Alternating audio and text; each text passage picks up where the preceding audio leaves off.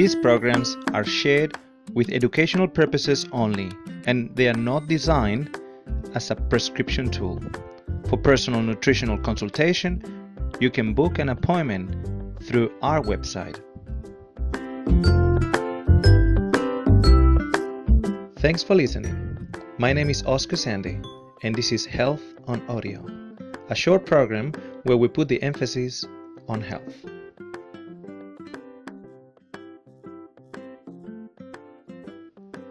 Today we are going to talk about whole grains and legumes, but not about their nutritional benefit, but rather about the fact that they might not be for everyone.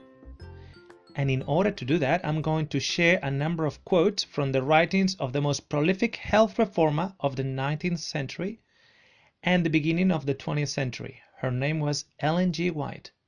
She promoted healthy lifestyle and a diet rich in vegetables, fruits, and grains, and despite that, she was very balanced in her overall recommendations.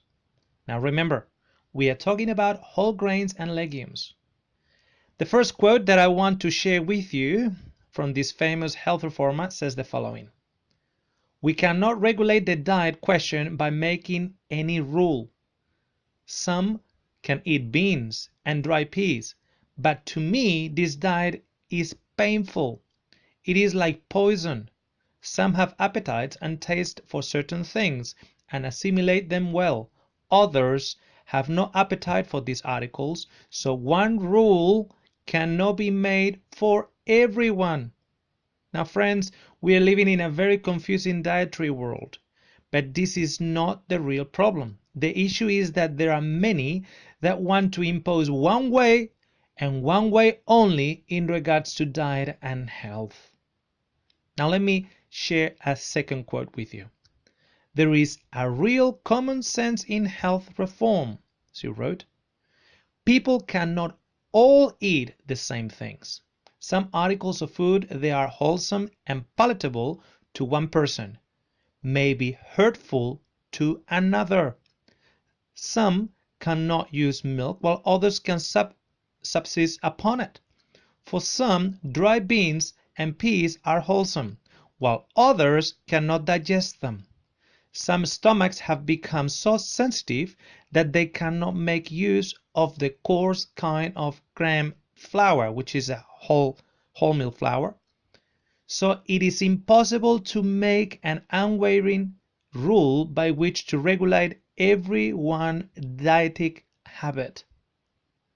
Friends, sometimes people have asked me, "Oscar, why have you recommended my mother to eliminate gluten-containing grains and legumes?" My answer: because these items are hurtful for her.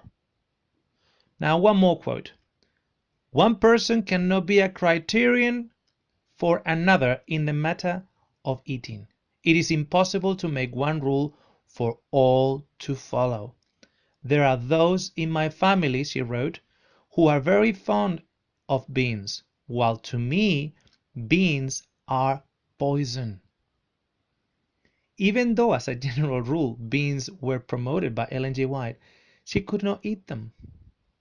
Now the last quote for today says the following: "There is a wide difference in constitution and temperament, and the demands of the system differs greatly in different persons. What would be food for one might be poison for another. So precise rules cannot be laid down to fit every case. I cannot eat beans," she wrote again, "for they are poison to me. But for me to say that for this reason no one must eat them will be simply ridiculous." Friend, listen to your own body and how it reacts to certain foods, and always distrust any dietary protocol that contains absolutes and absolute statements in it. To make a nutritional appointment through video conference, visit our website newfoodsteps.com.au.